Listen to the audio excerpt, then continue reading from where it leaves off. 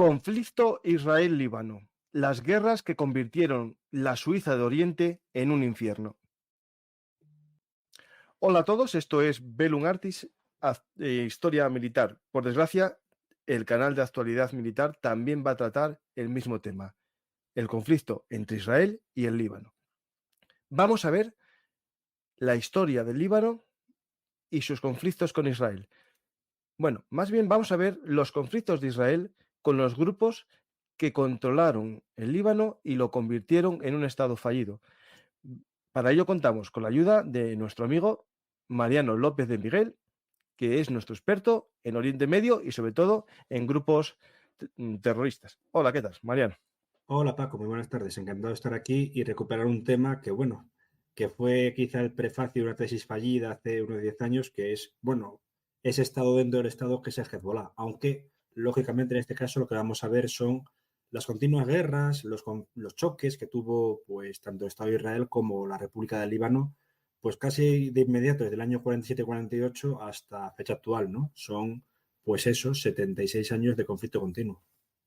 Pues vamos a hablar de cómo una ciudad tan bonita como el Beirut de los años 60, que era conocida como la Suiza de Oriente Medio, se convierte en un caos debido a todas las guerras que fueron sacudiendo ese bello país, el país de los cedros, el país de las colinas, un país que podríamos decir que estaba en la zona, en el mejor lugar, con la naturaleza más rica, pero tiene un problema, que es a veces la diversidad que generó el conflicto, ¿no? Es un país en el que los franceses, con la caída del Imperio Otomano, toman control de ese territorio y hacen un deseo, ¿no? Que es el gran Líbano cristiano, ¿no? Es decir, potenciar a la minoría, bueno, minorita, que en aquel momento no es la minoría tampoco, es bastante potente los cristianos en el Líbano, pero la demografía va cambiando, es decir, el país tiene una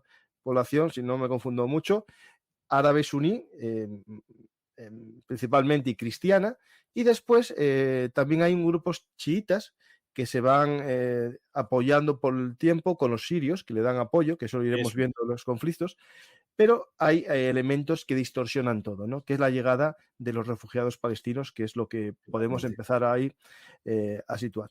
Vamos a poner una imagen, que yo creo que esta imagen nos puede dar una imagen de lo que era el Líbano, ¿no? El Beirut de ciudad, que eso siempre que vemos estas imágenes, ¿no? De mujeres sin velo, mujeres paseando por calles de países árabes, hay que recordar que son las capitales, en las pequeñas localidades de tal, sería igual que ahora que estamos hablando de la islamización. Pero tú como experto también en Afganistán, estas imágenes las vimos también en Irán, en Afganistán, en los años 60 y van desapareciendo, ¿no? Por una islamización de la sociedad que en este conflicto también tiene mucho que ver, ¿no?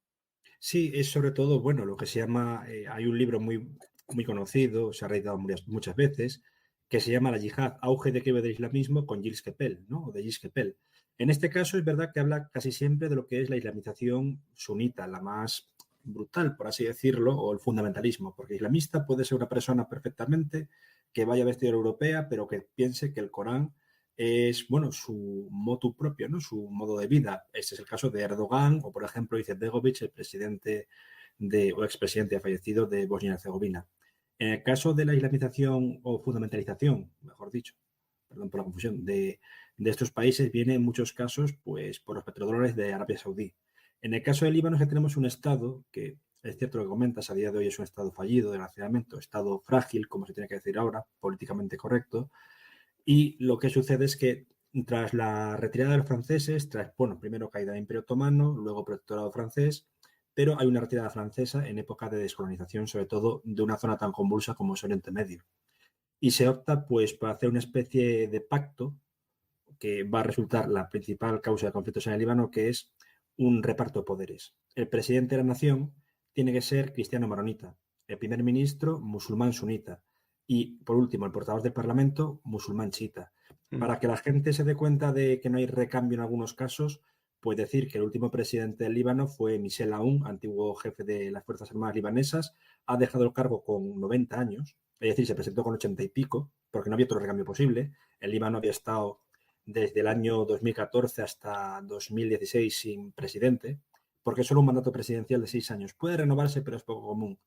Y en el caso del portavoz del Parlamento, Naví Berri lleva siendo tal desde el año 91 y tiene 89 años.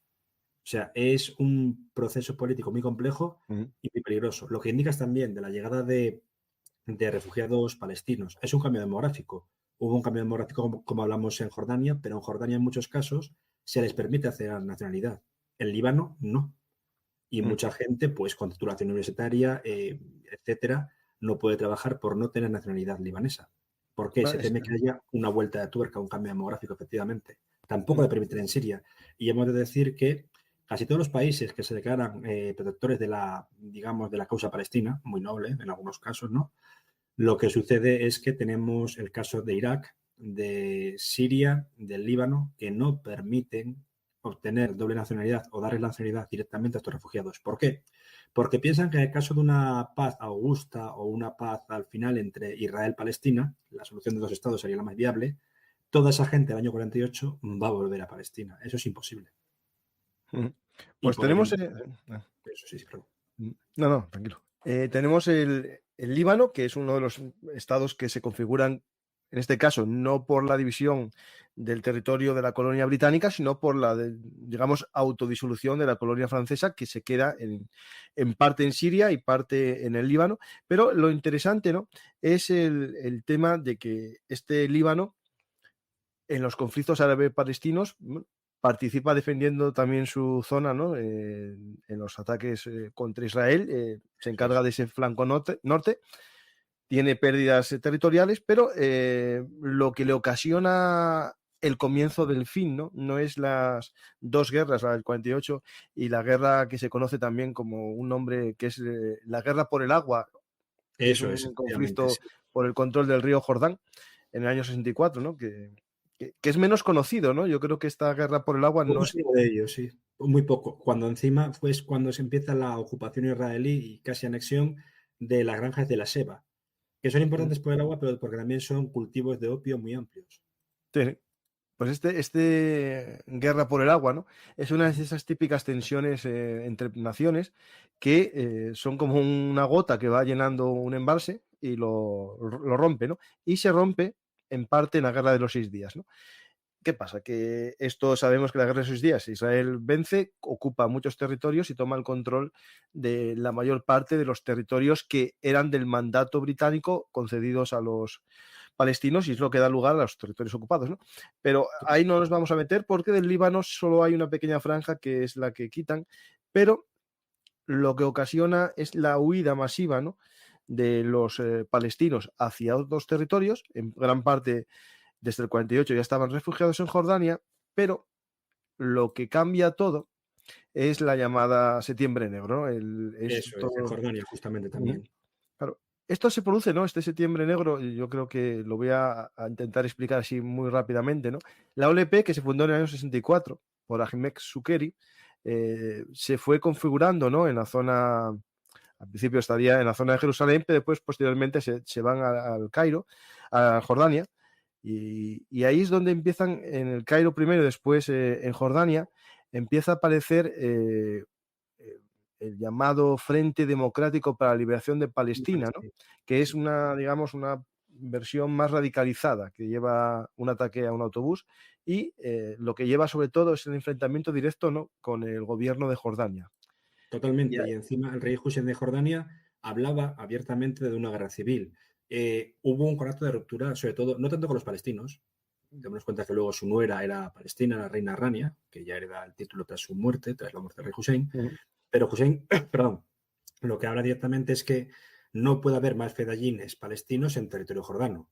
Y unido a todo eso, pues pide ayuda a una, no a la Organización de la Cooperación Islámica, pero así a varios países musulmanes ya más entrenados en artes de combate contra regímenes mayores. Aquí efectivamente se ve a lo que es el rey de Jordania, esa foto es bastante famosa, pero no se ve muy bien atrás del todo, aunque parezca que lleva uniforme jordano.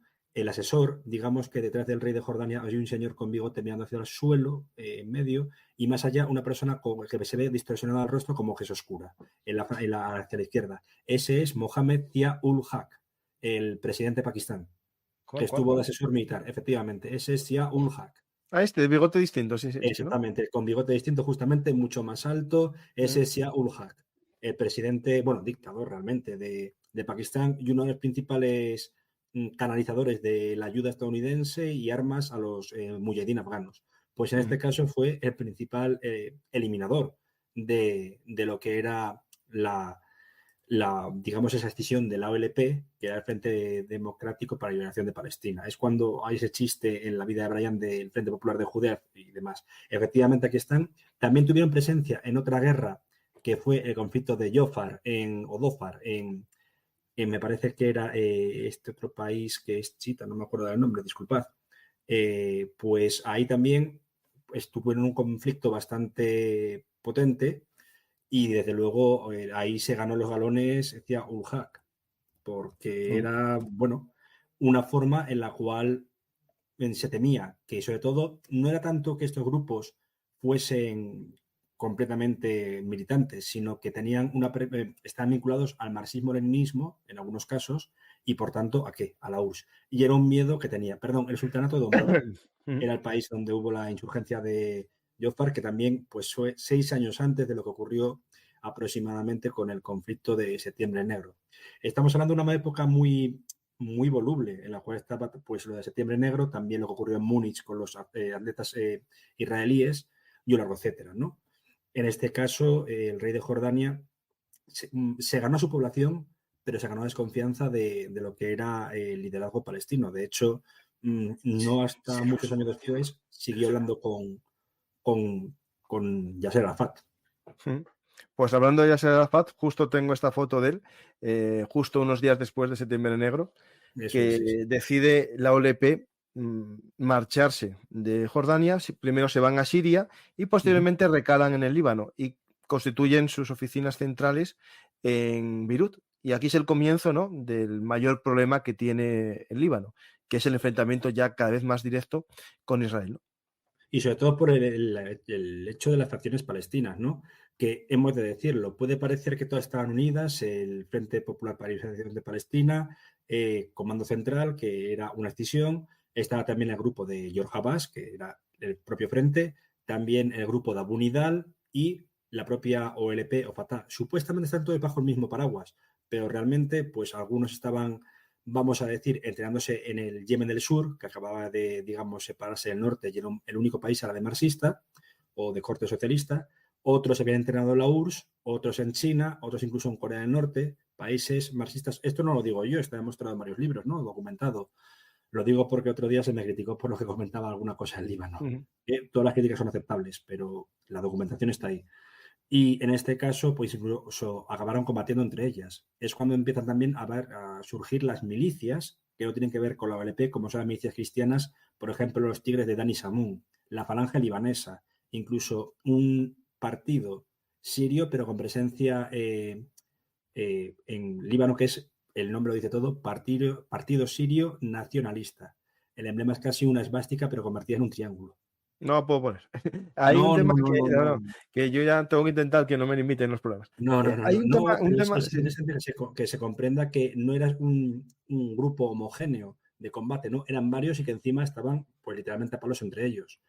Y lógicamente, si tenían su base en el Líbano, o mejor dicho, en Beirut Sur principalmente, y atacaban Israel, pues la respuesta era de Israel contra ellos. Otra cosa que hemos de Ah, añadir no, es no, que la puedo poner, ¿eh? la puedes poner, vale, como es un poco rara, Sí, es rara, así, es rara, es rara. es supuestamente entre sus principios está el nacionalismo sirio, a pesar, porque todo ¿Y libanés estos o son sirio cristianos mayoritariamente? ¿O ya son de supuestamente todas son las etnias? seculares. La mayoría ahora de lo que es la inteligencia son sunitas, Mm, pero por lo general tienen tanto cristianos como muchos sunitas. Detestan bastante a los chiitas, que alguna vez han colaborado con Hezbollah, pero todo mm, por ver a un enemigo común como es Israel. Entonces solo hay que ver digamos, lo que es la iconografía, ¿no? Esas banderas, también camisas negras, camisas pardas, y es un partido que tiene representación en el Parlamento y que lo que es en el propio, no Líbano, sino en Siria, tiene mm. también ministerios. Claro, entonces tenemos años 70, Uh-huh. el Líbano, que ya empieza a tener problemas internos también entre sunís y cristianos, les llega la OLP, se instalan en Beirut, al principio dirán más, son 4 amigos y tal, pero ¿qué pasa? Que en el año 75 ya Eso. hablamos de 300.000 palestinos, que con una natalidad creciente van a ir convirtiéndose en un problema, ¿no? Este problema para el Líbano ocurre o se empieza ya a aparecer ya directamente en el año 72 con la masacre de Múnich, cuando Israel, en respuesta a lo que pasó en las Olimpiadas, lleva a cabo la llamada Operación Primavera de la Juventud, en la que fuerzas de élite israelíes desembarcan en el Líbano con la idea, ¿no?, de infiltrarse en la sede y acabar con miembros de la OLP. Por lo tanto, ya empezamos aquí una intervención israelí contra fuerzas de una milicia dentro del Estado del De Líbano. Líbano. Y de hecho, en esa operación hay un ex primer ministro de Israel disfrazado de mujer intentando atacar esas posiciones y es herido, Ehud Barak. Anda, a ver. Ehud Barak está disfrazado de mujer, aparece también en la película de Múnich. Y es una operación que hasta cierto punto tácticamente fue una victoria, pero también una derrota porque creo que murieron varios mandos de lo que es el Kidon, ¿no? Lo que es la parte operativa del Mossad. No lo puedo garantizar al 100% el número de cifras, pero eso no quiero, pero sé que tuvieron bajas. Y aparece Lo busco. en el libro de Eric Rapini. Sí, Y es cierto, dos muertos. los muertos, siempre se dice que fueron muertos limitados, pero que luego también Y fracasó la después operación. 50 miembros de la OLP, más 3 policías libaneses y 4 civiles. Claro, es decir, ahí sé que hay pocas bajas israelíes, se buscaba sobre todo lo de acabar con los milicianos de la OLP, pero claro, mueren civiles y mueren también pues policías del Líbano. Porque hemos de decir que el Líbano, incluso a día de hoy, a pesar de que tiene unas fuerzas especiales entrenadas en Estados Unidos, SEALs se llaman, Navy SEALs también, pues son muy poco operativas, tienen un ejército muy limitado. Hay un chiste malo que dicen que las Fuerzas Armadas del Líbano son la tercera fuerza más potente del país tras Hezbollah y las milicias. Pues tenemos estas primeras operaciones ya, digamos, del Mossad dentro del Líbano. No es la primera, lo que vimos esta vez con los walkie-talkies y los Viper, sino que ya tenemos esta operación en profundidad. Pues tenemos el comienzo de esa ya mala relación con su vecino, pero claro, ¿qué pasa? Que también comienza a haber malas relaciones entre lo que antes era un estado que era bastante tranquilo, que era el Líbano, y empieza a haber ya fricciones, por un lado, cristianos con sunís, la minoría chiita, que no era tan potente como estamos hablando ahora, empieza a ser apoyada por Siria, ¿no? Y por otro lado está la OLP, tenemos 4 facciones ahí, ¿no? Y los Y drusos que apoyan a los cristianos también. claro. Y los drusos que encima es una especie de... Yo he intentado leer bastante el tema y cada vez me lío más. No acabo de entender si es una etnia, también con filiación religiosa. Generalmente No, creo que tienen apellidos propios, yo creo que es las dos cosas, sí. exactamente, se mezcla un poco con lo que es el chiismo, pero de una forma muy mística, ¿no? Como lo que podía ser los sufíes en el sunismo. Y debemos darnos cuenta también que en aquella época, aunque la gente se extrañe, se puede buscar también, es que estaba preparando lo que era Líbano un programa espacial, que se abortó lógicamente por la guerra, pero en un país muy potente, lo que tú decías, la Suiza de Oriente Medio. ¿Y cómo desciende a ese infierno que todavía sigue a fecha actual? Pues evidentemente lo que comentabas, lo que es un estado confesional y encima esta división de poder es rara, o de cada una de las facciones de poder, y luego sobre todo el poder de las milicias. Estamos hablando, pues efectivamente, de la OLP, luego también las milicias cristianas, principalmente lo que es la falange libanesa con el clan, porque hay mucha clanificación, ¿no? En el Líbano, el clan de los Gemayel, que 2 de ellos fueron presidentes. Uno de ellos no llegó a jurar el cargo porque fue asesinado. Bashir Gemayel, que es lo que lleva la invasión israelí en el 82. Posteriormente también tenemos a lo que son las milicias de los tigres de Dani Samun, ¿no? Un largo etcétera, que cada uno quiere su parcela de poder y actúan al final pues como una especie de señores de la guerra o señores feudales. No es tan brutal, pero recuerda un poco a lo que es la destrucción de Afganistán entre el año 92 y 96, o incluso la propia... Hay varios libros que hablan del tema, hay uno que me ha gustado mucho, que es el de la Gran Guerra por la Civilización, de Robert Fisk, que con algún otro error dice una cosa, que es que el escenario de la guerra civil en países heterogéneos, en etnias y religiones, es claro, pues desde el Líbano a Afganistán y obviamente desde el año 92 hasta el 95 en Bosnia. Y tiene una especie de denominador común, que al final el poder se destroza el aparato estatal, el Estado deja de existir y quien da pues suministros a la gente son o gángsters, como aquí ocurre también, o señores de la guerra, o milicias. Mm. Pues tenemos el tema de la OLP, pero ¿qué pasa? Claro, que empieza a haber el problema típico de vamos a negociar con Israel, vamos a una vía política o vamos a una vía militar, ¿no? Yasser Arafat comienza a liderar la OLP en el año 74 y tenemos, por otro lado, la aparición de ese Frente Popular para la Liberación de Palestina, Comando General, que es una versión más militarizada que lleva a cabo dos masacres ese año en Israel. Una la de Kiryat Shmona y otra la masacre de Malot. Todas desde el Líbano, es decir, empezamos... ¿Es la de la playa? A ver, que yo eso no la conozco, espera. Es que hay dos de ellas y encima varios... Sí, espera, está en la costa, sí. En la costa. Es que esa me parece que No, luego... en las colinas de Galilea, no. Vale, pues entonces me he confundido de zona. Es que también coincidía por aquella época que varios operativos libaneses de origen sirio, bueno, uno de ellos, Samir Kuntar, que tenía 20 años, estuvo condenado a varias cadenas perpetuas por literalmente reventar la cabeza de una niña en una roca. Bastante brutal.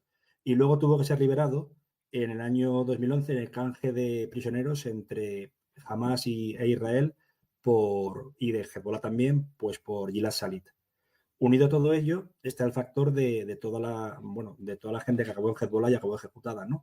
Pero sí, efectivamente, en esa época tenemos lo que es el Frente Popular para la Liberación de Palestina, Comando Central, y luego ya también las milicias de Abu Nidal. En muchos casos, pues vinculadas o entrenadas en Siria. Pues tenemos el año 75, que comienza a radicalizarse todavía más el conflicto interno, ¿no? Y esto es importante que empecemos a entender que hay un caldo de cultivo y en el año 75 comienza lo que podemos decir la guerra civil, que la vamos a hablar en profundidad en otro programa también con Carlos Canales, que me preguntaba la gente si voy a seguir la serie con Carlos Canales de conflicto. Sí, la vamos a seguir. De hecho, lo íbamos a hacer al principio de mes, pero entre que yo no puedo y él tiene unos días más concretos, pues lo dejamos para más adelante y ahora la actualidad nos comió. Por eso tengo yo aquí a mi amigo Mariano, que es el único doctor que existe en España que yo sepa sobre los talibán, y que iba a hacer una tesis sobre Hezbollah y no le dejó el jefe de cátedra porque no sabía. No hay nada contra él, ni mucho menos. No, hubo pues quizá diferentes opiniones, él consideraba que no se podía depositar, lo cual respeto. Y luego pues dio la propia tesis pues para segmentarla, el proyecto de tesis en varios artículos. Pero es que el Hezbollah da para mucho. No creo que hubiese presiones, ni muchísimo menos, porque era un tema polémico. Pero bueno, puede pasar y estas cosas. Y no guardo rencor a nadie, vaya eso por delante. No, el problema lo tuvo la sabiduría y el conocimiento, que no hay una tesis sobre el Hezbollah. Bueno, Ojalá. puede haber, ojalá, puedes hacer un libro, Mariano. Pues vamos a ver ahora el comienzo de la guerra civil, ¿no? En lo que convierte este lugar tan bonito que era el Líbano en otra cosa, ¿no? Pues vamos a empezar a resumir un poco, voy a poner un poco la imagen para que tengamos un poco el Líbano de justo esos años 69, 75, y es esta guerra civil del Líbano. Básicamente están los bandos, que eran católicos maronitas por un lado. Es que claro, es complicado porque tampoco podemos crearle... Bueno, vamos a ir a un frente, ¿no? Que es el frente, digamos, libanés, que está el Ejército Libre del Líbano hasta el 77. Después está el Ejército del Sur del Líbano, que aparece más tarde, y hablaremos de ello. Y las milicias Tigre, ¿no? Que es la que comentabas. Sí, la milicia Tigre de Dani Samun, efectivamente. Por otro lado, tenemos al Movimiento Nacional Libanés, que va evolucionando en varios grupos y que después se unifica con la OLP en un bando y no lo conozco yo, el Ejército Secreto para la Liberación de Armenia. El Arsala. El Arsala, sí, lo puedo comentar ahora si te parece bien. Sí. Digamos, este es uno de los cuatro bandos. El segundo está la OLP y estos. ¿Quién son?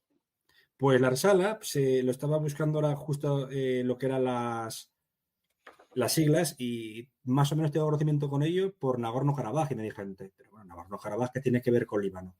A ver, muchos de la diáspora armenia que sobrevivió a lo que era el genocidio, aunque los turcos no lo quieran admitir, y Arsala luego se convierte era digamos, el brazo armado de la Federación Revolucionaria y Democrática de Armenia, el de Astayusk. Pues toda esta gente, primero fundamental, ese mapa era Gran Armenia, no de la Armenia actual. Tiene Nagorno-Karabaj y también tiene parte de lo que es hasta la zona de actualmente de Van, en Turquía. Y era, bueno, utilizaron muchas operaciones contra embajadores turcos, etcétera, lo que llaman operación de venganza, ¿no? O némesis en muchos casos. Ahí, como podéis ver, está la grafía en armenio oriental y occidental, porque aunque no aparezca, es diferente, y luego en árabe. Y perdón que me haya desviado un poco del tema, ¿por qué hay tanto armenio en Líbano? Pues aproximadamente 150.000 armenios sobrevivieron en el Líbano a lo que fue la gran marcha de la muerte desde Turquía, deportados por el desierto y llegaron hasta el desierto sirio, hasta llegar al Líbano y se establecieron. De hecho, creo que tienen reservados asientos en el Parlamento. Entonces, la Arsala acaba siendo también digamos, una milicia y, de hecho, un héroe luego de Nagorno-Karabaj, nacido en California, de ascendencia armenia, pero que combatió durante toda su vida hasta que muere en Karabaj, Monte Melkonian, pues sus primeros contactos de fuego fueron con 25 años combatiendo la invasión israelí en el 82. Pues tenemos, por un lado, pues lo voy a resumir para que no nos perdamos todos. Por un lado, tenemos los cristianos con posteriormente apoyo israelí. Por otro lado, tenemos los partidos árabes de izquierdas que estarían vinculados también a ese partido nacionalista libanés, la OLP, y estos armenios. Y posteriormente, en esta tendencia, podríamos decir que cuando va desapareciendo el poder de la OLP en el Líbano, va aumentando el poder de Hezbollah, que sería la versión, digamos, de los chiitas de esto. Por otro lado, tenemos otros elementos, que es el gobierno sirio, que también interviene.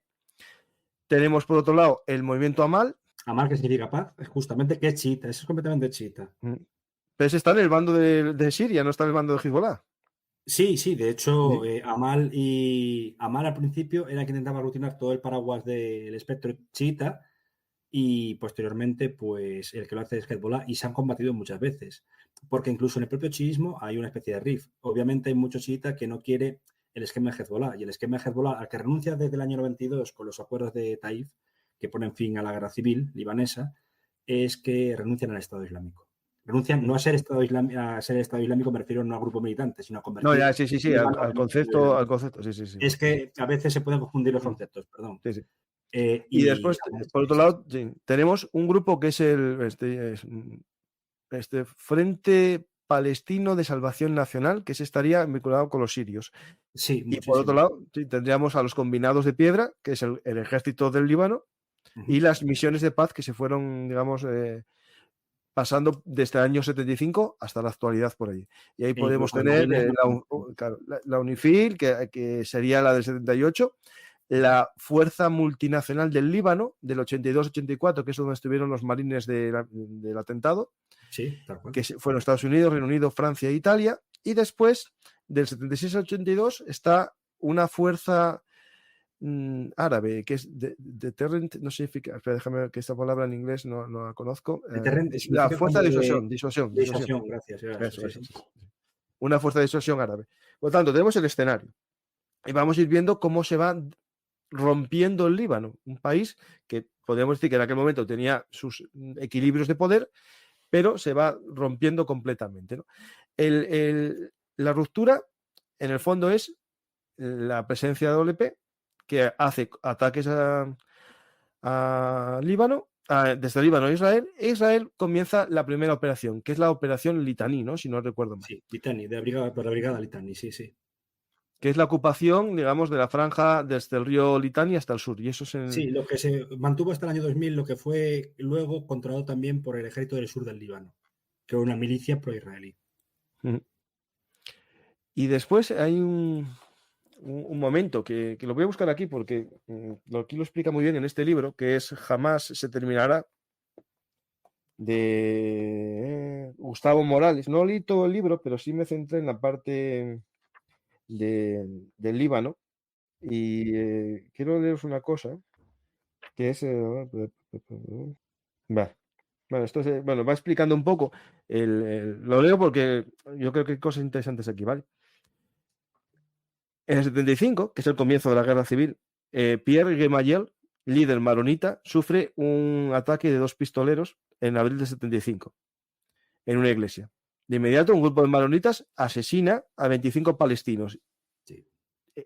y comienza la escalada, ¿no? Y esto ya da lugar al conflicto. Por su parte, el movimiento nacional libanés, dirigido por Kamal Jumblat, exige la salida de la coalición gubernamental de las falanges maronitas. Es decir, las falanges maronitas se salgan del gobierno o se rompe el gobierno, digamos, que ya en ese momento, no sé si por constitución o no, ya existía una especie de división de facto Ya había ahí una por división desde el poderes, año ¿no? 44, 45. Otra cosa importante que has dicho, Paco, leyéndolo, son lo que hablamos de los planes. Tenemos a Gemayel padre, que es el que es tiroteado, su hijo luego es asesinado y su otro hijo acaba siendo presidente del Líbano por sustitución del que fue asesinado en el 82. Y también dijiste a Kamal Jumblat, que es asesinado, que es el padre actual líder de la comunidad drusa, Walid Jumblat. Es decir, son clanes y dinastías familiares. Y como se complica tanto la situación, los palestinos como que se vienen un poco arriba a Yasser Arafat y se enfrenta al Assad. Y mirad lo que dice al-Assad en el libro de que, bueno, que hay que leer y después veréis los enfoques si os gustan o no, pero datos interesantes tiene, de Jamás se terminará. Dice lo siguiente: al-Assad, a Arafat, tú no representas a los palestinos, ni más ni menos que nosotros. No lo olvides, no existe un pueblo palestino y no existe una entidad palestina, solo existe Siria. Sí, es que esto lo repito porque, claro, porque esto la gente está con cosas muy preconcebidas. Es decir, el término palestino como tal es en el 65 cuando aparece la OLP. Antes eran árabes todos, se consideraban árabes y querían un Estado árabe en el territorio de la antigua Palestina, pero no había una configuración étnica ni nacional, histórica, sí, eso, justo. Sí, y aquí lo que dice al-Assad, el padre, Assad, el padre. Tú no representas a los palestinos, ni más ni menos que nosotros. No lo olvides. No existe un pueblo palestino y no existe una entidad palestina. Solo existe Siria. Y aquí es cuando Siria empieza también a meterse en la guerra del Líbano, con la participación del ejército sirio y milicias también prosirias en la guerra. E importante, Assad padre, Bashar al-Assad, odiaba a Arafat. De hecho, cuando Arafat empieza a hablar de planes de paz con Israel, año 85, 86, antes de la primera intifada, lo que primero que dice Bashar al-Assad dijo, no sé si recuerdas que donde está sentado es donde se sentaba en tiempos el presidente egipcio Anwar el-Sadat, como advirtiendo, tú intenta hacer una paz con Israel que a lo mejor te llevamos por delante. Sí. Era una persona bastante brutal. Y bueno, ahí sigue habiendo conflicto. Y después lo interesante es que yo quería hablaros de la operación Mitani. Vale, os la busco porque quiero ver si encuentro un mapa. Porque después esta operación Litani, aquí está, año 78.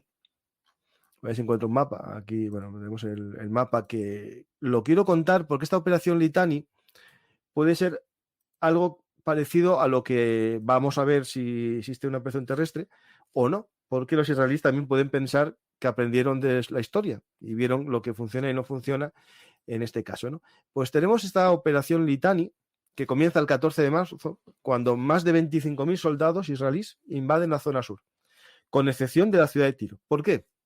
¿Por qué, Mariano? Porque no se quieren meter en combate urbano. Exactamente. Es que guerra urbana es lo peor que hay. A ver, cuando empezó lo que era ya no tanto la guerra civil afgana del 92 al 96, sino la guerra de Bosnia, sobre todo lo que fue tras el sitio de Sarajevo, en la pelea puerta a puerta, los corresponsales de guerra lo que decían, estoy viviendo lo mismo que viví en el Líbano hace 17 años. Y es que era así. Entonces, es un problema. Y la guerra urbana es que puede costar completamente.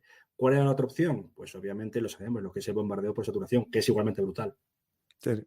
Pues en solo 7 días toman el control de 10 kilómetros de profundidad, con solamente 20 muertos israelíes y entre 1.100 y 2.000 miembros de la OLP. Si os fijáis, hablamos de miembros de la OLP, no de soldados libaneses. El ejército del Líbano no hizo enfrentamiento contra las tropas israelíes y se crea algo muy interesante, que es que con el año 79 se crea un ejército que es el ejército del sur del Líbano, que se configura como autónomo, ¿no? Y que encima el líder podía ser Antoine Haddad, era el nombre. Espera, te lo digo, yo me suena ese nombre, sí, espera. Antón, sí, toma la foto, lo pongo en la mesa. Antoine Haddad, exactamente. Que bueno, cuando se retiran los israelíes, no quiero hacer spoiler ni demás, pero bueno, poco después, en 2001, 2002, creo que muere de cáncer. Era mayor, ¿eh? Pero sí, era encima cristiano maronita y uno de los principales estrategas en cuanto fue con esa zona Báther, que ni era de Hezbollah, ni era de propio Líbano, ni era de Israel. Al final lo que vemos es que, bueno, y perdón por la comparativa, pero es que muchos autores lo denominan el Vietnam israelí. Sí, sí, claro. Pues tengo un mapa que acabo de encontrar ahora mismo, que nos sirve para entender esto. Es decir, este es El mapa de demografía, claro, sí, de sí. demografía, pero religiosa, ¿no? Del año 91, ¿vale? Esto está todo El cambio, cambiado tuvo amor. por los fenómenos demográficos, la natalidad distinta de cada grupo, ¿no? Pero justo en la frontera podéis percibir que hay una minoría maronita, justo en la frontera con el Líbano, mezclada con chiitas, que es por eso que los chiitas de Hezbollah tienen gran poder en la zona fronteriza con Israel. Pero justo en la zona del río Litani había siempre una minoría maronita y drusa, me imagino que también, ¿vale? Sí, sí, En esa zona. efectivamente. Por eso se constituye este ejército. En el resto de la nación vais viendo que hay mucho chiita en la zona de Tiro y un poco más para arriba en la zona fronteriza con Siria, ¿no? En la zona del Valle de Bekaa y todo eso. Sí, Malbec, etcétera. Y sobre todo, bueno, también es decir que la mayoría de rusos se concentran en lo que está señalado, pero también en los altos de Golán. De hecho, es curioso porque es una etnia que combate entre ella para dos países. Hay algunos de ellos que están combatiendo en Siria contra Israel y viceversa. Drusos que han pasado a Israel y están combatiendo a Siria, pues dentro de las IDF. Sí, sí. Pues tenemos el comienzo del conflicto, pero esto se complica todavía más cuando hay un intento de asesinato del embajador israelí no me acuerdo el país. Shlomo Gorev, que se llamaba. Sí, pero ¿dónde era? En Londres pudo ser. En Londres, sí, justo, sí, sí, sí, en Londres, sí, sí. Y es cuando comienza la operación israelí de acabar con la OLP en el Líbano. Y hace un avance bastante potente en tipo Blitzkrieg hacia Beirut, ¿no? Y en muy poco tiempo controla la ciudad y la somete a asedio. No entra dentro. Volvemos No, a no hay evitar el asedio. combate urbano, ¿no? ¿Ahí puedes comentar algo de este momento? Sí, Año 82. sí, pues ese intento de asesinato de Shlomo Gorev, creo que luego sobrevivió, pero que quedó paralítico o incapacitado de por vida. Ya en aquel instante se empiezan a bombardear. Pero es que, aparte, en ese año 82, el 14 de septiembre, va a jurar el cargo 2 días después el presidente, Basir Gemayel, del clan Gemayel, y le colocan una bomba en lo que es la propia sede de la Falange, ¿no? El partido cristiano maronita más potente de aquella época. Gemayel muere en un principio que va a heredar el puesto de su hermano, pero lo que son las milicias cristianas quieren tomarse su libra de carne, su venganza. Hay dos campos de refugiados palestinos, Sabra y Shatila, ambos son conocidos por lo que voy a citar ahora, y ocurre por ende la masacre de ambos campos por parte de las milicias cristianas dirigidas por Elías, el hijo Beika, que luego es asesinado en 2002 en estas circunstancias, pero bueno, pues son 2 días de sangre y destrucción. Las cifras más conservadoras hablan de 900 muertos. Las de Human Rights Watch hablan de 3.500 milicianos palestinos y muchas veces, no, milicianos no, civiles palestinos, perdón, y que muchas veces se acusaba al luego primer ministro de Israel, Ariel Sharon, de no de atacar esa zona, pero de dejar de hacer las milicias. Es muy parecido al caso de Srebrenica, que recordaréis, en Bosnia. La Fuerza Nacional o Internacional de las Naciones Unidas, desplegada en Bosnia, la SFOR, pues permite que entren en Srebrenica las milicias de Ratko Mladic y asesinen a 5.000 personas en 48 horas. Esto es un prefacio y fue terrible, desde luego. Pues tenemos la toma de casi todo el sur del país, se llega a la ciudad de Líbano, se somete a 77 días de bombardeos la ciudad desde fuera, con artillería y aviación, todo con el objetivo de que la OLP se rinda. No se rinde fácilmente, aguantan, hasta que llega, incluso, espera, hay una evacuación, esto es interesante porque hay una cosa que cuenta aquí, ¿vale? Aunque Israel no había firmado la Convención Reguladora, bueno, esto es por el tema de ataques con fósforo que se usó también en esta guerra. Sí. Desembarcó en Beirut la avanzadilla de una fuerza multinacional. Bueno, esto es ya en agosto del 82, en plenos bombardeos, comienza a negociarse una especie de intermediación no de la ONU, sino de estas fuerzas de intervención en la que están los marines estadounidenses. Pero antes de todo esto está el tema muy interesante, ¿no? Que es que Arafat, desde dentro de la ciudad, aguanta hasta que llega a un acuerdo y escapa A hacia... Túnez, ¿no? no, primero a Grecia, y de A Grecia Grecia, perdón, sí, a a Túnez, sí, Túnez. sí, ahí Eso es, está. sí, a Grecia, sí, sí. Y llegan a un acuerdo un poco para que, digamos, el país ya no dependa o no haya presencia de OLP en el país. Es básicamente el requisito que pone Israel para acabar la operación, ¿no? Pero claro, no es así, porque claro, marcha el representante de la OLP y 60 miembros de la OLP altos cargos, pero quedan los campos de refugiados, ¿no? Y aquí es cuando entra la polémica, la violencia y los odios, ¿no? Entre las Sí, tropas, entre las tropas que iban con los israelíes, iban unidades de los ejércitos cristianos manolitas del sur, ¿no? Y se toman el control de varios barrios de la ciudad. Y ahí comienzan los problemas, ¿no? Con la sí, el barrio muerte. de Rafille, ¿Mm? por ejemplo, las milicias controladas, es lo que se llama guerra de campos y guerra de hoteles. ¿Mm? Puede parecer una tontería, pero había una historiadora creo que era albanesa, pero que vivía en Londres. Puede parecer una tontería lo que digo, se puede buscar luego en Al Jazeera, pero se dedica a estudiar hoteles que se utilizan como bases tanto de refugiados como de milicianos durante las guerras civiles. Aquí, por ejemplo, esto es el Estadio Olímpico perdón, de Beirut, De Beirut, pues sí. esta chica también lo hace con los hoteles de Beirut que utilizaban, pues tal hotel, el Metrostar, por ejemplo, era de donde estaban los maronitas. Otro que le llamaban Perla del Líbano, estaba pues Amal, etcétera. También lo hizo con un estudio con Sarajevo. Yo recomiendo que se busque cuando esta información que he dado, perdón por no acordarme el nombre, pero era muy interesante porque era una historiadora del arte y supo sacar digamos, tema que nunca se había sido estudiado y me pareció muy, muy, muy interesante. Y sí, Líbano pasa a ser un Berlín en guerra y separado por zonas de control, ¿no? La zona norte, por ejemplo, estaban los maronitas, en el centro había diversas milicias, el sur, obviamente, era de los chiitas y posteriormente de Hezbollah, que sigue a día de hoy, y es una ciudad completamente dividida y bombardeada, como se puede ver, o asediada. ¿Mm? Bueno, un asedio, a ver, esto lo voy a resumir mucho. Este asedio de Beirut en el 82, más o menos para que nos hagamos una idea, en poco menos de 7 días, el ejército que estaba en el río Litani llega a rodear Beirut y lo somete bueno, a un asedio de 7 semanas.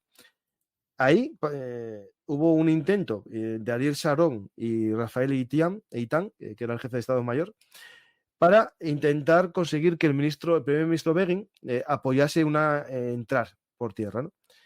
Y no autorizan. De hecho, hay problemas internos muy grandes. Y se hace otra opción, que es que el Mossad, mediante los falangistas, intenten crear el caos dentro de las fuerzas de la OLP. Y empiezan a meter coches bomba dirigidos por árabes no, digamos, bueno, árabes sunís no, o árabes No cristianos también, fundamentales. claro, claro, sí, sí, sí, sí, digamos, Sí, sí. digamos, Es de los los bandos primeros casos en contrarios los a que OLP. hay. Sí, es Sí, los sí, primeros casos en los que hay kamikazes, incluso. sí, Si alguien quiere ver la película Spy Game, esto lo narra muy bien, e incluso a mí me sorprendió, siendo muy querido, una película que hablaba de lo que habían sido tanto las zonas de control israelí, las cárceles que habían desarrollado, y hay un momento en el que un autobús es tiroteado bueno, pues parecían fedallines, ¿no? Con máscara o balaclava, con esos AK-47 tan típicos de la época, vestidos de negro, con cartuchos de explosivos por aquí.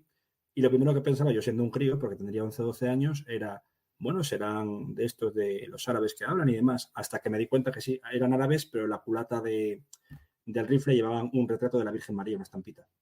Eran mm, milicias maronitas. sí. Pues tenemos esta ciudad asediada, se intenta con estos asesinatos un poco tipo terrorista por parte de las milicias. Después también se intentan asesinatos más selectivos con gente que se adentra en la ciudad con walkie-talkies e indican la posición de los líderes de la OLP. Y de hecho comienza una crisis con el gobierno estadounidense. Y de hecho es una crisis bastante potente en la que tras un bombardeo israelí bastante duro de saturación mandado por el ministro de Defensa Sharon, Ronald Reagan hace una protesta pública contra el gobierno israelí, y el 12 de agosto el gobierno israelí despoja a Ariel Sharon de la mayor parte de sus poderes, debido a la presencia... De facto le cesa como ministro de Defensa. Sí, sí. También decir que antes nombraste lo de los problemas internos de Israel. El primero y fundamental es que Menachem Begin, el primer ministro, tenía 70 años. Está muy débil y su mujer había muerto de una forma bastante puñetera. No sé si por una enfermedad grave o si se llegó a suicidar. Entonces el hombre ya estaba en sus cabales. Se ve también muy bien en la película, que es casi como un cómic, Vales con Basir. Pero sí, y luego pues ya entra casi por aquella época una nueva administración que era de Yitzhak Samir, y no es que tenga a América o a Estados Unidos, mejor dicho, de enemigo, pero tampoco lo tiene de amigo. Empieza a decir que se está metiendo en las narices donde no deben. Esa es la primera mención que hace. Y bueno, se llega a un intento de acuerdo, ¿no? Después de todo esto y la huida de la OLP, de los líderes de la OLP de Beirut, y se llega a un acuerdo de intervención de esta fuerza internacional, y el 21 de agosto 350 paracaidistas franceses llegan a Beirut, más 800 marines americanos y Bersaglieri italianos. Empiezan un total de 2.100 hombres, empiezan a supervisar la retirada de la OLP, claro, porque la OLP es en parte la milicia que sostenía el orden también dentro de la ciudad. Es decir, totalmente. Claro, se evacúan 8.500 miembros de la OLP hacia Túnez y otros 2.500 hacia otros países árabes.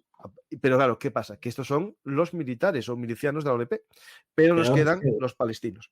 Y aquí entra el problema, que es que en todo este barullo de asedio, llegada de cascos azules, hay una cosa que voy a leer, que es lo siguiente. El 15 de septiembre fue asesinado en la sede de Kataeb, la falange en Beirut, el presidente electo del Líbano, Basir Gemayel, que no había sido tomado todavía el cargo, que era presidente electo, y hijo del patriarca falangista Pierre Gemayel y jefe de las fuerzas libanesas. ¿Qué pasa? Que la OLP, que ya no estaba allí, pero manifiesta que ellos no tienen nada que ver, que están en contra de ese ataque, pero claro, esto no se lo creen los falangistas cristianos, y comienzan un acto de venganza. Y ahí nos entramos en uno de los actos más duros de toda la guerra civil libanesa, que es Sabra y Shatila, ¿no?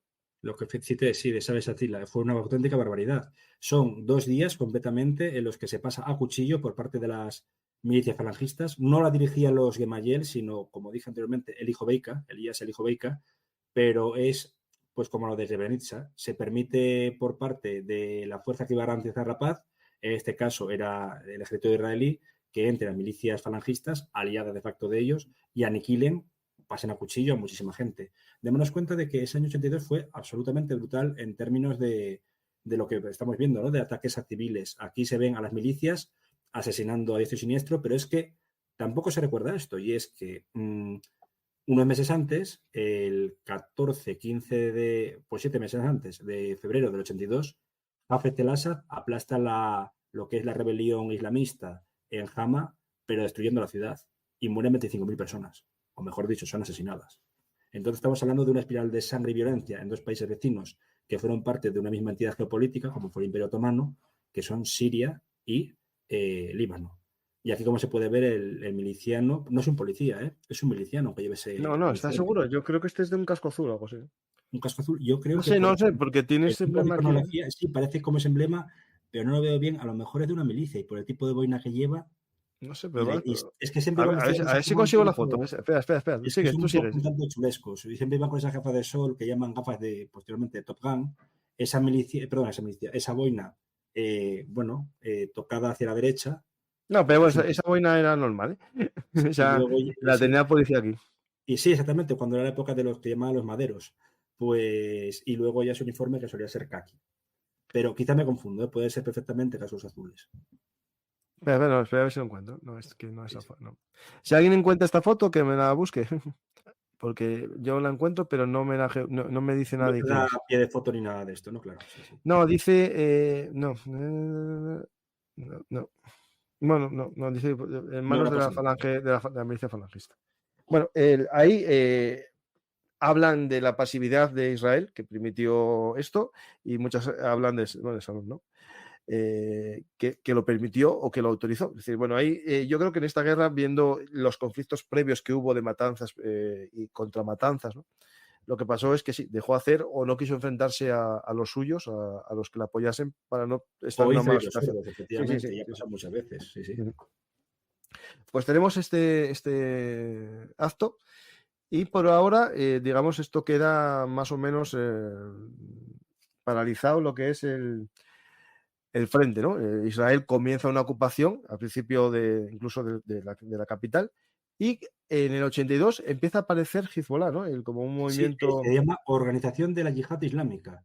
Nada que ver con la Yihad Islámica egipcia ni similares. Y su primer asesinato brutal es el rector en el año 84, hace 40 años, de la Universidad Americana del Líbano. Un arabista y especialista, tiene una obra maravillosa, es muy difícil de encontrar, que se llama La Guerra Fría Árabe, de Arab Cold War, que era la guerra ya entre años 50, 60 por hegemonía regional de Egipto, por ejemplo, con Arabia Saudí, Nasser contra los reyes saudíes, y luego, etcétera.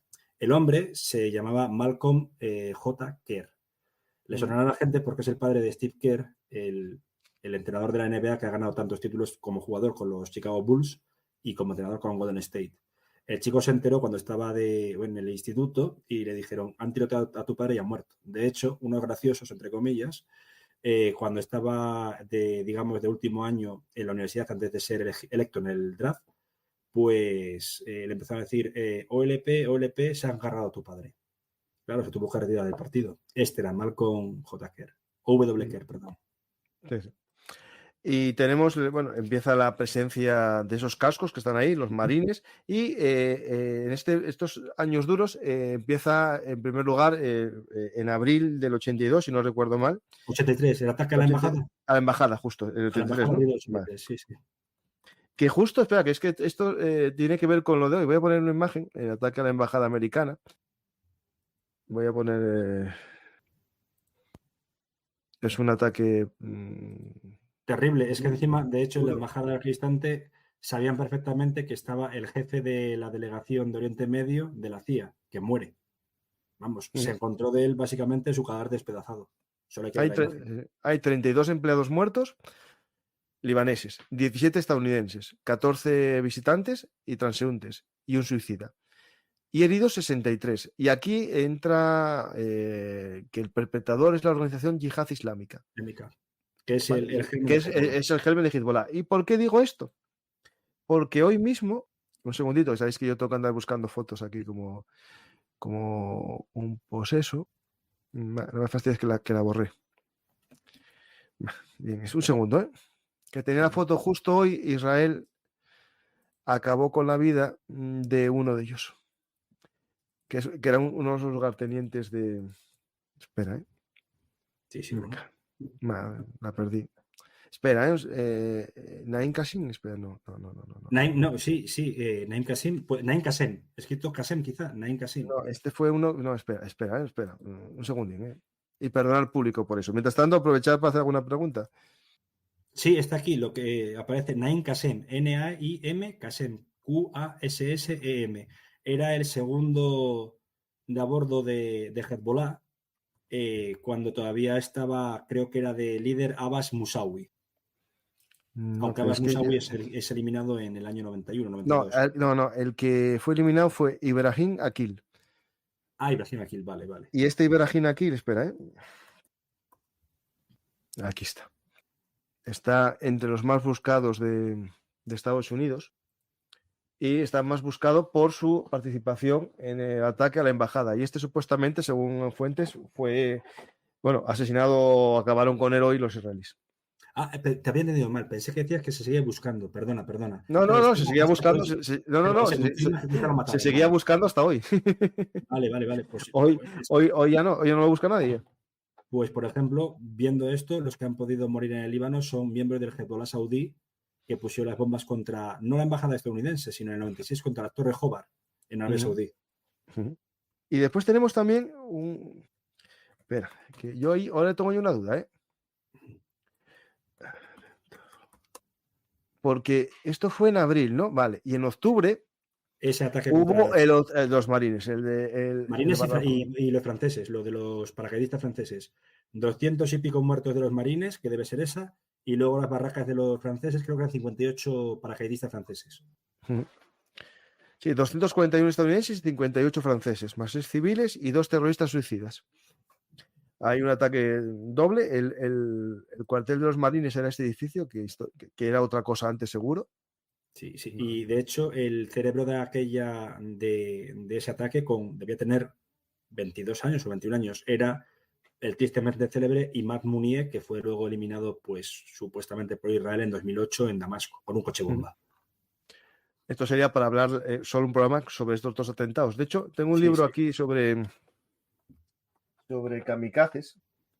Y Yo, si el se me primer... permite recomendar Sí, sí. Ahora voy. de Hezbollah, de una pequeña historia del autor aquí, que es, perdón, August Richard Norton. No está traducido, pero para que sepa más o menos inglés y se defienda, es muy recomendable, porque habla de la evolución de Hezbollah hasta partido político, entidad caritativa y un largo etcétera. Pues interesante. Esto va evolucionando, ¿no? Hasta que hay la guerra, esto sigue, la guerra civil continúa, hay los acuerdos estos de 83, aparece Hezbollah y hay un conflicto, ¿no? Entre el ejército del sur del Líbano y la milicia de Hezbollah, ¿no? Eso Que es. va desde el 85 hasta el 2000. Sí, 15 años. Realmente empieza en el 82, ¿no? Cuando es todavía la organización de Yihad Islámica. Y por la ocupación israelí desde ese año hasta su retirada, creo que era en agosto de 2000, ¿no? Pero es que son enemigos mortales y las mayores bajas, los israelíes tienen bajas, desde luego, pero las mayores bajas son las del aliado, las del ejército del sur del Líbano. Ahí tenemos que, según unos datos que podemos más o menos resumir, durante el periodo del 85 al 92 hubo muy pocos intercambios limitados entre las fuerzas israelíes y de Hezbollah o Amal en el sur del Líbano. Y con la excepción del año 88, durante el cual murieron 21 soldados israelíes, el número de muertos era siempre de un solo dígito al año, ¿vale? Por tanto, era una guerra, bueno, no larvada, es decir, más bien acciones terroristas, más que Era una enfrentamientos. guerra, un conflicto de baja intensidad. Un Sí, sí. conflicto proxy, lógicamente en fronteras, y de baja intensidad. Lo que no quitaba que, claro, que las bajas fuesen muy numerosas. Y sobre todo es cuando Hezbollah introduce un elemento nuevo, que es el atentado suicida. Y después, sí, en el 90, ya más o menos se ve pacificada la zona y aparece en el año 91, la Asamblea Nacional del Líbano hace una ley de amnistía que perdona todos los delitos políticos cometidos antes de la promulgación de esta ley. ¿Vale? Estas milicias, salvo Hezbollah y la SLA, fueron disueltas y las Fuerzas Armadas libanesas comenzaron a reconstruirse en ese año 91, con la idea de que ya no exista un conflicto civil, tiene que aparecer un ejército que tenga el monopolio de la fuerza. ¿Pero qué problema hay? Claro, que se mantuvieron milicias, 2. Sigue manteniendo. De Claro. hecho, lo que es el portavoz del Parlamento, Navi Berri, es de Amal, y Amal era una milicia. Es un partido chiita importante. Pero Hezbollah es como cuando hablamos de Hamas. ¿Hamas qué es? Una organización política terrorista, una entidad caritativa, una especie de extensión geopolítica de varios intereses, todo eso a la vez. Pues eso también es Hezbollah. Y claro, no se desarmaron. El ejército del Líbano, por ejemplo, más de una ocasión que se ha intentado enfrentar a Hezbollah junto con la policía, han salido escaldados y con muertos. De hecho, hubo una campaña de atentados contra posibles presidenciables, porque el ejército del Líbano lo que se caracteriza es que es muy homogéneo religiosamente. Suelen ser oficiales cristianos maronitas. Y varios de ellos fueron asesinados, incluidos también un musulmán sunita como era Wissam Eid, que estaba investigando los equipos de comunicación de Hezbollah, por cierto. Ajá. Ya en el año 2007. Bueno, empieza ese proceso de paz, ¿no? Y hay intentos por parte de hacer una especie de cinturón de seguridad, que es el objetivo que tiene Israel, ¿no? Al final, separar, ¿no? Hasta más o menos el año 2000, Israel financia ese ejército del sur del Líbano y Hezbollah va creciendo en su, digamos, carrera política hasta llegar al año 92 a controlar 128 escaños en la Asamblea libanesa. En el 93 comienza la llamada Guerra de los 7 días, en la que se hace la operación rendición de cuentas. Eso es. Todo por la muerte de varios soldados israelíes en la zona de seguridad, que voy a ver si tengo un mapa para ponerlo, o sea, aquí está la zona de seguridad, que si os fijáis, en este caso no toma el río Litani, sino que toma una franja, digamos, más pequeñita. Y en esa zona atacaron a unos soldados israelíes y da comienzo a una represalia. Si os fijáis, siempre en estos conflictos vamos acción contra acción, ¿no? Acción-reacción, efectivamente. Sí. Comienza esta operación. Hay ataques, bueno, es que no vamos a contar todo porque no estaremos aquí hasta mañana, ¿no? Pero importante, hay Hezbollah responde con ataques con cohetes contra aldeas israelíes. Israel también ataques y bombardeos contra población chiita, ¿no? Aparece el Consejo de Seguridad que pide a Israel que retire sus fuerzas de la ocupación del territorio libanés. Un acuerdo de tregua negociado por los Estados Unidos consigue que Israel se comprometiera a detener los ataques. En la zona norte, digamos, la zona fronteriza con su zona de seguridad. Y que Hezbollah se comprometiera a no disparar cohetes contra Israel. Pasa un tiempo y vuelve todo a comenzar. En el año 96 se comienza la operación Uvas de la Ira o Guerra de Abril. Sí, y encima lo que a mini Guerra de Abril, Uvas de la Ira, hay un fallo que es primero fundamental. Están las elecciones a la vuelta de la esquina y el candidato de laborista, que es Simón Pérez, que ha sustituido a un asesinado, a Isaac Rabin, tiene todas de perder. ¿Contra quién? Contra es la primera vez que llega al poder Benjamin Netanyahu. Y en Uvas de la Ira comete el error de utilizar fuerza aérea sin digamos, conocer la zona, bombardea varias ambulancias de cascos azules filipinos y asimismo ejecuta o mata a varias familias. Entonces sí, se buscaba sobre todo matar a Nasrallah como se hizo años antes con Abbas al-Musawi. Esta operación es un fracaso y le cuesta el gobierno a Simón Pérez. Aquí, bueno, todo comienza primero por un fuego, digamos, fronterizo en el que muere un niño.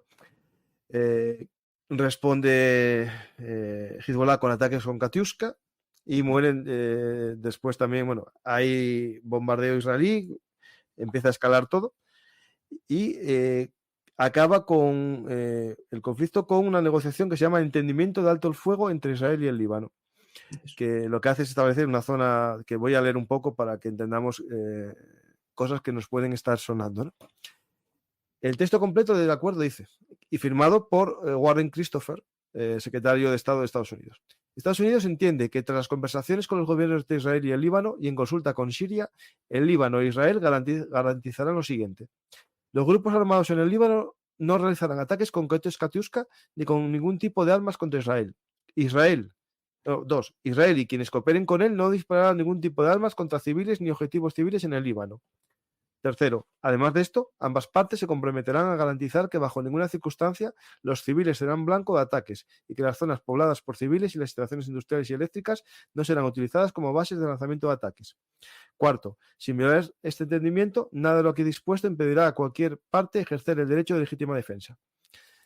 Es decir, este mismo acuerdo permite que si alguien se ve atacado por un incumplimiento de esto, pueda atacar. Si os fijáis, el acuerdo no lo reducía todo a civiles. Es decir, podemos hacer lo que queráis, entre nosotros nos podemos devolver fuegos, pero no ataquemos población civil. A civiles, que fue lo que, por eso lo que le costó el puesto a Pérez. Se empeñó en utilizar helicópteros, la propia Fuerza Aérea decía, no tenemos mucha capacidad para localizar la diferencia entre lo que son milicianos y lo que están en estas propias aldeas y puede pasar algo muy peligroso. ¿Qué pasó? Pues la eliminación de eso, de cascos azules, creo que eran filipinos, que estaban protegiendo la zona, y un par de ambulancias con víctimas del conflicto. Esto sigue, todo esto es digamos, los conflictos del cinturón de seguridad. Esto es todo por la presencia israelí en el sur muy cercano de la frontera, ¿vale? Ese territorio que os mostré antes. Hay una resolución 425 del Consejo de Seguridad de Naciones, del 1 de abril, que hay una declaración de intención, ¿no? Y ahí, tras el colapso del ejército del sur del Líbano, ante un ataque de Hezbollah, Israel declara el 24 de mayo de 2000 que se retiraría a su lado de la frontera designada por las Naciones Unidas, la línea azul. Que voy a ver si tengo un mapa. Esto es la Blue Line, que es más o menos la frontera que ahora está, digamos, vigilada por las fuerzas de interposición, ¿no? De UNFIL. Tenéis ahí. Tenemos a Blue Line y comienza otra fase, ¿no? Del conflicto. el equipo de la posición de ejército del sur del Líbano cayeron en gran medida en manos de Hezbollah. El Líbano celebra el 25 de mayo el Día de la Liberación como fiesta nacional. El 25 de mayo es cuando marchan los cristianos de Ejército del Sur. ¿Qué pasa? Claro, que eso reduce aún más la presencia cristiano-maronita en el Líbano. Sí, porque se van desprotegidos. Ellos tienen su gran valedor de una milicia protectora, ¿no? No, y marcharían de vivir allí todos. De hecho, yo creo que la gran mayoría, y algunos en Beirut también, pero eso es la parte, digamos, política. Pero la mitad han acabado teniendo asilo, porque muchos tenían doble nacionalidad, en Canadá, o muchos acabaron siendo refugiados en el propio Israel, con muchísimos problemas ya de por sí, por ser considerados ciudadanos de segunda. Entonces, de hecho, Antoine Haddad era mayor, pero desarrolló un cáncer y poco después falleció. Estamos hablando de que incluso digamos, el padre espiritual del movimiento, de la milicia, fallece, se descabeza y no hay sucesor designado. Eso es un problema. Pues ahora que ya no está la presencia israelí en la zona, digamos, interna libanesa, comienza otra fase que se llama los enfrentamientos fronterizos o los conflictos de las granjas de Sheba. Y aquí se puede un poco reducir así lo que pasó. En septiembre del 2000, Hezbollah forma una coalición electoral con el movimiento Amal. Arrasa, ¿vale? Y coge los 23 escaños casi de la zona sur del Líbano, ¿no? Después, el 7 de octubre del 2000, 3 soldados israelíes, sus nombres, Adi Abitan, el sargento Benjamin Abraham y el sargento Omar Sawahizwere, fueron secuestrados por Hezbollah. Aquí comienza esa política de secuestro, ¿no? De soldados para intentar hacer algún tipo de presión, ¿no? ¿Qué pasa? Que los soldados murieron durante el ataque o inmediatamente después. Básicamente volvemos a esos casos de secuestro de cadáveres, que es algo que, que lo vimos en Gaza y lo vimos también en el 2006 en esta zona también. Y en 2011 incluso, cuando la liberación de Salit. Posteriormente, un soldado israelí fue asesinado por Hezbollah en un ataque a una excavadora blindada que había cruzado la frontera para limpiar bombas.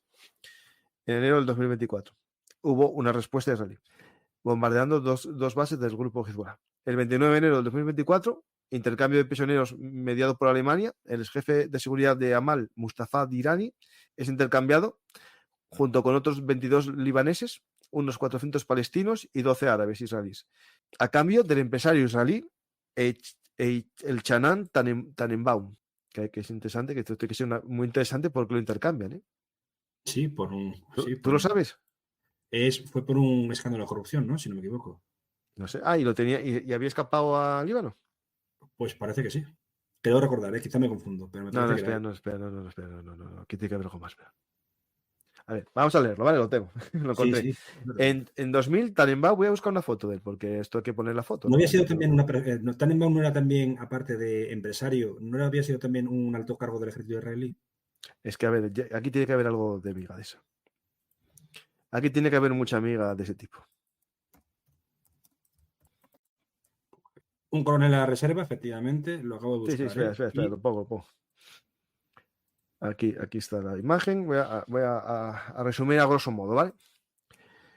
Vale, en 2000, Tannenbaum, que estaba endeudado debido al juego y a los fracasos empresariales, fue abordado por su amigo de la infancia, Qais Obeid, un árabe israelí, que trabajaba para Hezbollah y que había sido juzgado previamente por un tribunal militar de las Fuerzas de Defensa de Israel, en la Franja de Gaza. A Tannenbaum le dijeron que tendría que volar a Dubái y que su papel sería asesorar a Obeid sobre cómo contrabandear drogas a Israel.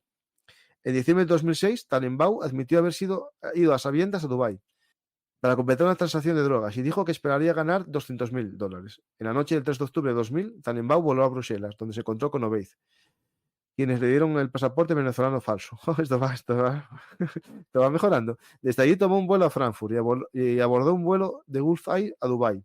Allí lo recibió un hombre que sostenía un cartel con su nombre. Bueno, entonces, seguimos. El líder de Hezbollah, Hassan Nasrallah, declaró el 16 de octubre del 2000 en la cadena de televisión Al-Manar, comillas, tenemos un coronel israelí en nuestras manos. Israel no estaba seguro inicialmente de quién podría ser esa persona, hasta que Nasrallah confirmó que se trataba de Tannenbaum unos días después.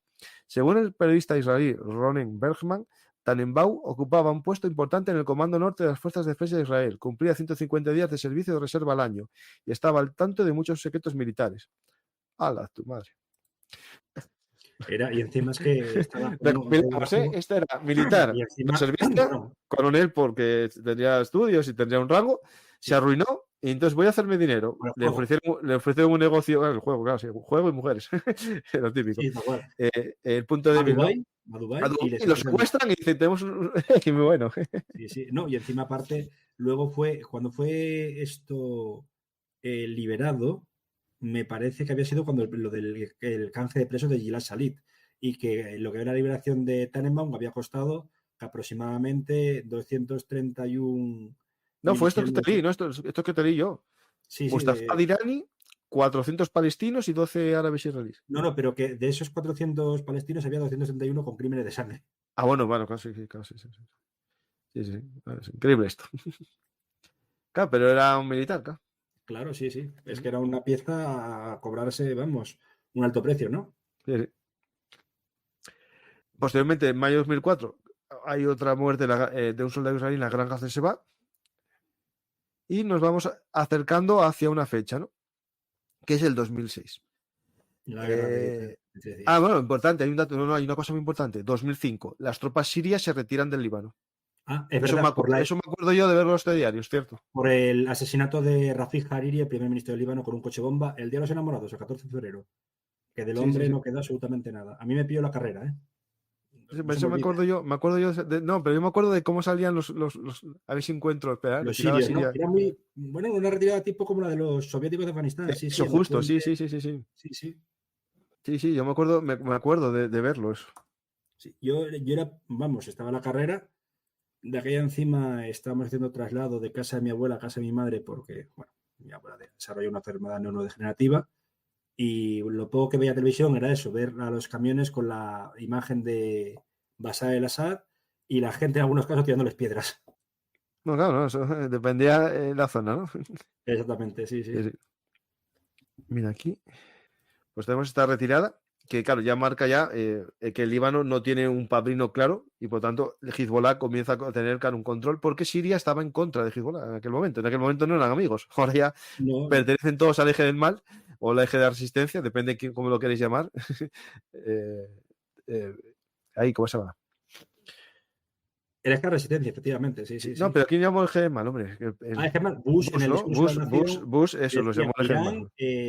Decía Irán, Irak y no sé si Corea del Norte. Y luego Bolton lo amplió a Libia, que Libia salió porque entregó las armas al programa nuclear, Corea del Norte y Cuba. Y este eje de resistencia es el nombre que se definen ellos mismos. Lo digo porque el otro día me dijeron cómo llamo yo eje de resistencia si son terroristas. Y dije, no, es como se llaman ellos. Eso el nombre de eje de resistencia, no sé si lo acuñó Nasrallah o bien el presidente de Irán de aquella época, Ahmadinejad. Pues vamos al año 2006 ya, mayo. Un coche bomba mata al líder de la yihad islámica palestina, Mahmoud Mahsoud, y su hermano en Sidón. El primer ministro del Líbano, Fouad Saniora, calificó a Israel como el principal sospechoso. Aquí ya empezamos esos crímenes selectivos, ¿no? Y el 10 de junio de 2006, el ejército libanés arrestó a miembros de una supuesta red de espionaje israelí, entre ellos a Mahmoud Rafeh. Bueno, ahí comienza todo, pero lo que incide o cambia todo es el 2006, ¿no? Ya primero un ataque que se llama incidente de Sarir Sula, en el que Hezbollah ataca con cohetes de distracción contra posiciones militares israelíes cerca de la costa y cerca de la aldea fronteriza de Israel de Zarit. Mientras que otro grupo de Hezbollah cruza desde el Líbano hacia Israel y tendió una emboscada a 2 vehículos del ejército israelí, matando a 3 soldados y capturando 2. Y aquí comienza, ¿no? Digamos, la guerra del Líbano del 2006. De hecho, uno sobrevive, que es Gilad Shalit, y el otro muere por las heridas que se le infligieron. Y es la guerra de 33 días, efectivamente. Sí. Voy a ver si pongo una imagen de Gilad Shalit, a ver si la hay. Yo creo que tiene que verla, ¿no? Sí, bueno, de aquella época es que era básicamente un chavalín, tenía 20 años, creo. Con gafas, estaba estudiando periodismo. Sí. Hay una cosa curiosa, Gilad Shalit nunca ha dado ninguna entrevista después de ser liberado. Nunca. Espera, soldado, a ver. Si quieres te escribo el nombre, Gilad. No, ya toma foto, ya toma. Aquí lo tenemos, era un cabo del ejército. Y su secuestro da lugar al comienzo, ¿no? De la guerra del 2006. Lo tuvieron 4 años, ¿no? O sea, espera, a ver, espera. 5 hasta 2011. Cinco, sí, justo, sí. Sí, 5. Hay aquí, mira, un póster qué Liberada interesante. ya salid, ¿no? Sí. No, este es de propaganda. Perdón, de secuestrado, sí. Este es de propaganda, sí.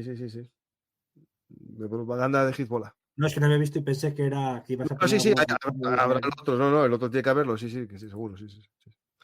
Pues esto da lugar, ¿no?, a la guerra del Líbano del 2006, que tiene como objetivo, en primer lugar, recuperarlo, ¿no? Es recuperarlo y sobre todo también el tema de recuperar los cadáveres, pero infligir. Nadie sabe quién era el principal arquitecto de ese ataque. Bueno, nadie. Es una forma de hablar, disculpad. Era Qasem Soleimani. Y se encontraba viajando entre Gaza y Líbano, estuvo a punto de ser ejecutado y tuvo la suerte, parece una tontería, pero fue así, de que el dron no pudo localizarle porque se puso a la sombra de un arbusto. Pero Qasem Soleimani fue el arquitecto principal de lo que sería el ataque que capturó a estos 3 soldados, mejor dicho 4, y también asimismo del inicio de la guerra. Bueno, fue un ataque triple.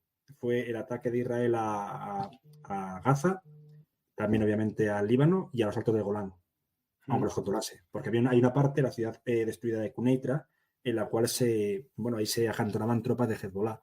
Primero dirigidas por Imad Munier, luego por su hijo Jihad, que murió en 2015 en la guerra civil siria, y sobre todo y ante todo por el cerebro gris de las milicias de Hezbollah, que era Mustafa Badreddin. Pues en esta guerra del 2006, ¿no?, que tiene como objetivo recuperar, pero sobre todo también castigar a Hezbollah, se hace una operación en varias columnas que van hasta el río Litani, profundizan en profundidad y giran, en teoría, para envolver a las tropas de Hezbollah que estaban dentro, digamos, de la zona objetivo y embolsarlos. No es un avance lento, sino un avance muy rápido y se hace un desarrollo táctico que yo creo que lo estamos viendo a día de hoy en Gaza, que es el concepto de la doctrina Dahiyya. Sí, por el campo de refugio de Dahiyya. Y sobre todo también decir que es una guerra completamente asimétrica y unido a todo ello está el factor de que se utiliza la Fuerza Aérea Israelí, en vez de helicópteros esta vez sí que fueron aviones, y los primeros que pidieron un alto el fuego obviamente no fue Hezbollah, sino el gobierno justo de Fuad Siniora. Pues esta doctrina Dahiyya podemos resumir que es un empleo de una fuerza desproporcionada en comparación a la cantidad de fuerza utilizada por el enemigo para lograr el fin de la rendición de sistemas de gobierno inexistentes en los que una fuerza, digamos, irregular gobierna. Es decir, no está pensado para atacar a un Estado, sino para atacar un Estado dentro del Estado. Digamos, sí, dividir la población en contra de los que son los milicianos objetivos. Es decir, es una técnica más bien de divide et imperas, ¿no? Es decir, yo creo que lo que está intentando en el Líbano es parecido, que haya una revuelta contra Hezbollah. El problema es si lo lograrán o no, lo veo difícil. Leo el concepto de la doctrina Dahiyya, ¿vale? Y el creador es el jefe del Estado Mayor de las Fuerzas de Defensa de Israel, Gadi Eisenkot. Vale, hay una entrevista que le hacen a Gadi Eisenkot, que pongo una foto, ¿vale? Es el inventor de esta doctrina militar o concepto, ¿vale? Y fue ministro sin cartera hasta hace poco también, me parece. Pues seguro que vemos, entonces, ahí va. Esto lo dijo en el 2008 en Yedid Aranot. Lo que ocurrió en el barrio de Dahid en Beirut en 2006 ocurrirá en cada pueblo desde que se disparen tiros en dirección a Israel. Ejerceremos un poder desproporcionado y causaremos inmensos daños y destrucción. Desde nuestro punto de vista, se tratan de bases militares. No se trata de una sugerencia, sino de un plan que ya ha sido autorizado. Cada uno de los pueblos chiitas es un emplazamiento militar, con cuarteles generales, un centro de inteligencia y un centro de comunicaciones. Decenas de cohetes están enterrados en casas, sótanos y áticos, y el pueblo está dirigido por hombres de Hezbollah. En cada pueblo, según su tamaño, hay decenas de miembros activos, los residentes locales y junto a ellos combatientes de fuera. Y todo está preparado y previsto tanto para una batalla defensiva como para disparar misiles contra Israel. Hezbollah entiende bien que su fuego desde dentro de los pueblos conducirá a su destrucción. Antes de que Nasrallah dé la orden de disparar contra Israel, tendrá que pensar 30 veces si quiere destruir su base de apoyo en los pueblos. Para él, no se trata de una cuestión teórica. La posibilidad de causar daño a la población es el principal factor frente a Nasrallah y la razón de la calma de los 2 últimos años. Esto se refiere desde la fin de la guerra del 2006 hasta el 2008. Antes, sí. En 2010, Eisenkor formuló sus opiniones por escrito de la siguiente manera. El método de acción en el Líbano en el 2006 fue el siguiente. En la primera etapa se atacaban los objetivos que constituían una amenaza inmediata y en la segunda etapa se evacuaba a la población para su protección y solo después de la evacuación de la población se atacaban los objetivos de Hezbollah de forma más amplia. Estoy convencido de que este modelo era un modelo moral, que era correcto utilizarlo y si se necesita otra campaña será correcto actuar de la misma manera. Es Hezbollah el que transforma los cientos de aldeas y las zonas chiitas del Líbano en espacios de combate. Espero que esta comprensión haga de la organización reflexione detenidamente antes de decidir utilizar más el terror, los secuestros o los tiroteos. Esto es 2010, ¿vale? Pero seguro que, bueno, a muchos nos suena a Gaza esto también, ¿no? Según el analista Gaby Siboni del Instituto de Israel de Estudios de Seguridad Nacional, si se producen hostilidades con Hezbollah, las fuerzas de defensa de Israel tendrán que actuar de inmediato, con decisión y con una fuerza desproporcionada a las acciones del enemigo y a la amenaza que éste plantee. Esa respuesta apunta a infligir daños y aplicar castigos en una medida que exigiera procesos de reconstrucción largos y costosos. La prueba de Israel será la intensidad y la calidad de su respuesta a los incidentes en la frontera libanesa o a los ataques terroristas en los que participe Hezbollah en el norte o Hamás en el sur. En estos casos, Israel tampoco podría limitar su respuesta a acciones cuya gravedad sean aparentemente proporcional a un incidente aislado. Por el contrario, tendrán que responder de manera desproporcionada para dejar perfectamente claro que el Estado de Israel no aceptará ningún intento de perturbar la calma que prevalecerá actualmente a lo largo de las fronteras. Israel debe estar preparado para el deterioro y la escalada, así como para una confrontación a gran escala. Esa preparación es obligatoria para evitar un desgaste a largo plazo. Y bueno, tenéis aquí cómo se aplica, ¿no? Y es el concepto. Es decir, no hay ninguna sorpresa. Los que tomaron decisiones de Hamás y de Hezbollah saben que esta es la doctrina desde el año 2006 de Israel, anunciado por todos los medios de la desproporción en la respuesta, ¿no?